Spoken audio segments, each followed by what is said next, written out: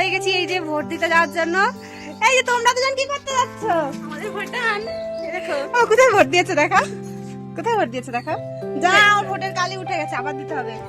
ও vote দিতে যাচ্ছি, ঠিক আছে ছায় আয় ছায় আয়। এ মা আমার রুমাল আনা হয়নি তো, লাগবে না। আমার কোথায় যাচ্ছি আমরা? ভোট দিতে। তুমি কোন ফুলে ভোট দেবে? বলো বলো জয় শ্রীরাম। বলে দাও জয় শ্রীরাম ভোট দেবো বলো। চলো যাই তাহলে। আমরা কিন্তু সবাই মিলে এই যে টোটোতে করে বেরিয়ে পড়েছি ভোট দিতে যাওয়ার উদ্দেশ্যে। তবে বড়মশাই একটু আগে চলে গেছে, টোটো নিয়ে যাচ্ছিল তো আগে টোটোটাতে বড়মশাই গেছে আর আমরা সবাই যাচ্ছি পরেরটাতে। তো এই যে দেখো পৌঁছে গেছি আর বড়মশাইয়ের সঙ্গে কিন্তু দেখাও হয়ে গেছে। এখন চলো যাই, দেখি কতটা কি লাইন হয়েছে জানি না। আর ভোট দিতে আসলে এইটাই তো সব থেকে কষ্টকর ব্যাপার, রোদের মধ্যে লাইন দিয়ে দাঁড়াতে হয়। যদিও মাম্মাম রয়েছে, হয়তো বেশিক্ষণ লাইন দিতে হবে না আমাকে, এটাই ভেবেছিলাম। তবে এসে দেখছি কত বড় লাইনটা দেখে তো প্রথমে খানিকটা ভয় পেয়ে গেছিলাম, কিন্তু পরে জানতে পারলাম যে আমাদের স্লিপে 1A লেখা রয়েছে, তাই জন্য আমাদেরকে লাইন দিতে হবে না। তো একদমই লাইন না দিয়ে এসেই চট করে গিয়ে ভোটটা দিয়ে চলে এসেছি। এই লাইফে প্রথমবার এরকম এক্সপিরিয়েন্স হলো যে লাইন না দিয়েই ভোট দিলাম। এর আগে যতবার ভোট দিয়েছি লাইন দিতে হয়েছে, শুধু মাম্মাম যখন পেটে ছিল তখন একবার ভোট দিয়েছিলাম লাইন না দিয়ে। যাই হোক, ভোট দেওয়া কিন্তু আমাদের কমপ্লিট হয়ে গেছে। তবে আমি আর রিমা যখন গেছিলাম তখন মা আর বড়মশাইয়ের কাছে মাম্মাম ছিল, তাই এখন আবার আমাদের কাছে মাম্মামকে রেখে মা আর বড়মশাই গেছে ভোট দিতে।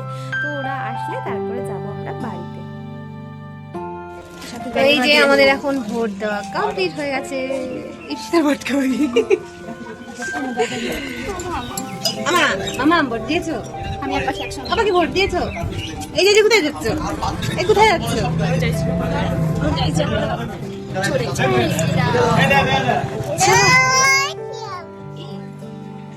বাড়ি যাই।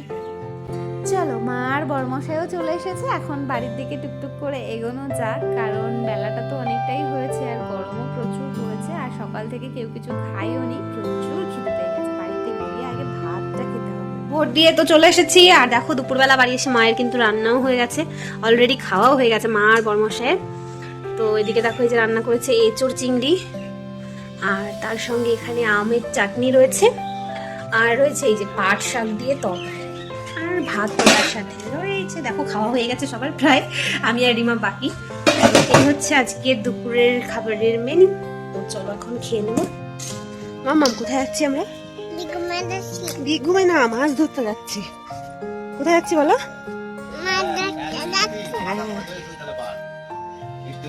কত মাছ ধরবো বলো তো? তিনটে মাছ ধরবে ও। বড় মাছ না ছোট মাছ? ছোট মাছ না, বড় মাছ ধরতে হয়।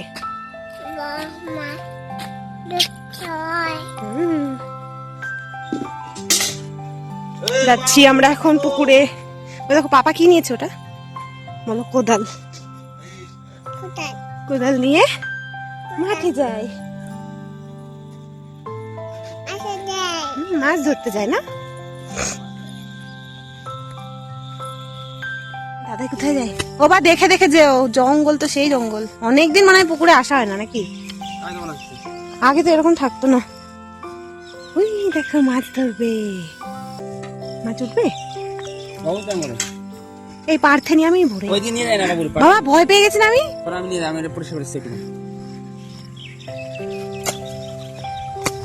ও বাবা কাছে পাচ্ছে।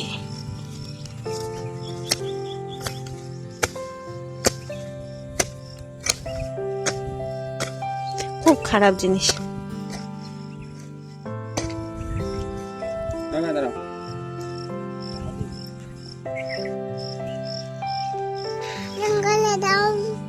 জঙ্গলে যাও না,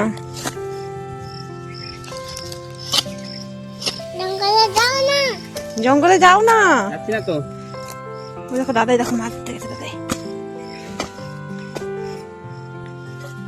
মাছ উঠবে? কটা মাছ উঠবে? না না এমনি হয়েছে। মামা কটা মাছ উঠবে বলো তো? বাবা পিঁপড়ে তো গো, এখানে ভর্তি পুরো।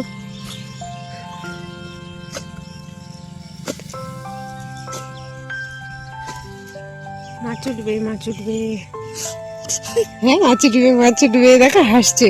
উই কি হলো? উই দেখো, উড়ি বাবা কি হচ্ছে রে বাবা, এই যে হ্যাঁ উই দেখো মাছ লাফালো। বালতি নিয়ে নিচে যাও মামা, মাছ লাফালো।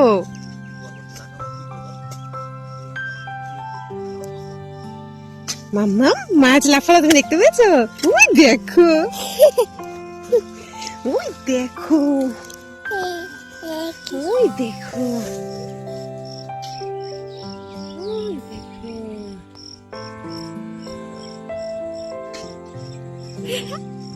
কি আমি খাই না? না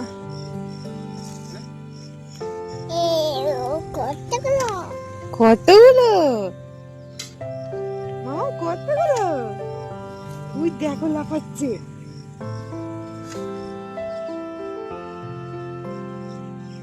জঙ্গল না হলে পাখি একটু দেখতে পারতো, কত মাছ খুব মজা পেতো, জঙ্গলে দেখতে পাচ্ছে না। বালতিটা ঠিক জায়গায় রাখো, আবার জলের ভিতরে চলে যাবে। বাবা অনেক বড় তো, এত বড় মাছ। হ্যাঁ ওরা খাবে না, তোমরা খাবা, পাখি খাবে। কি করছে মাছগুলো? লাফাচ্ছে।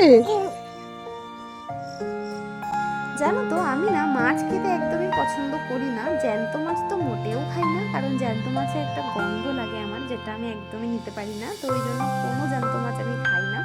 তবে বেছে বেছে যে দুই একটা মাছ খাই, সেটাও বরফের মাছ। কিন্তু মাছ না খেলে কি হয়েছে, মাছ ধরা দেখতে কিন্তু ভীষণ ভালো লাগে।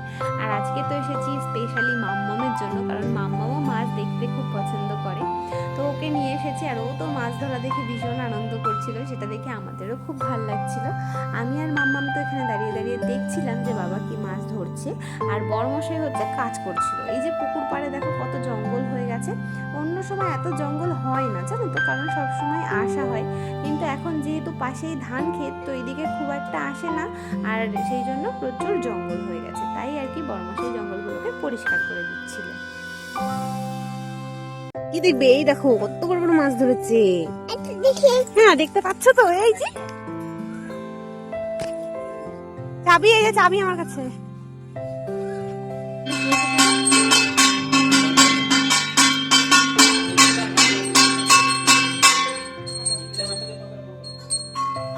ডান হাত দিয়ে বাজাও।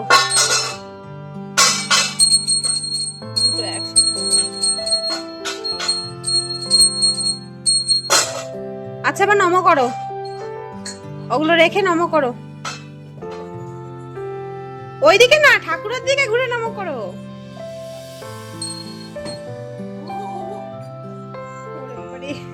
নমো করো, ঠাকুরের দিকে ঘুরে নমো করনি তো, ঠাকুরের দিকে ঘুরে নমো, এবার নমো করো, ওখানে নমো করো। কি এই কি বলো, প্রসাদ দাও। প্রসাদ খাবার নমো করে খাও।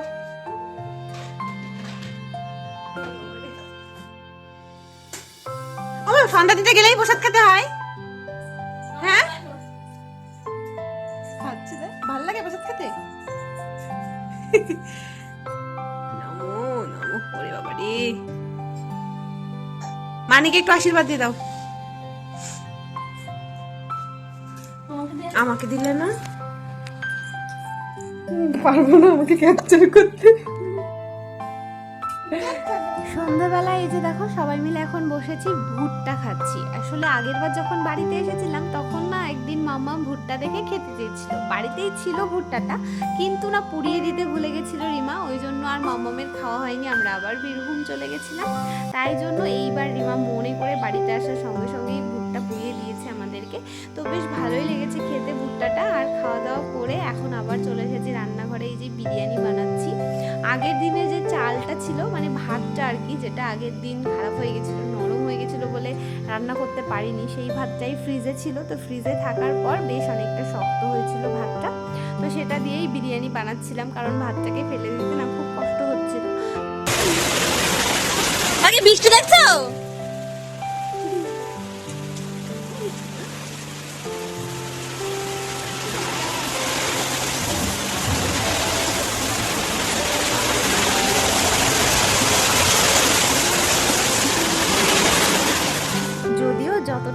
ছিল তার 4 ভাগের 1 ভাগই আমরা খেয়েছি, বাকি 3 ভাগ ফেলেই দিতে হয়েছে, কিছু করার ছিল না, কারণ এতটা লবণ হয়ে গেছিল না যে ওটা খেতে একদমই ভালো লাগছিল না।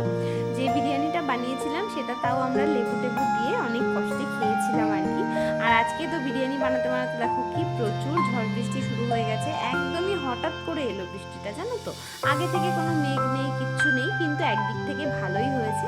বৃষ্টির মধ্যে এইসব খাবার খেতে বেশ ভালোই লাগে, গরমের মধ্যে অতটা ভালো লাগে না।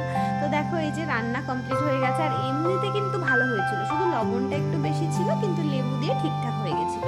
তো যাই হোক, চলো আমরা এখন তাহলে বিরিয়ানিটা খাবো। আর আজকের ব্লগটা তোমাদের কেমন লাগলো অবশ্যই কিন্তু কমেন্ট করে জানিও।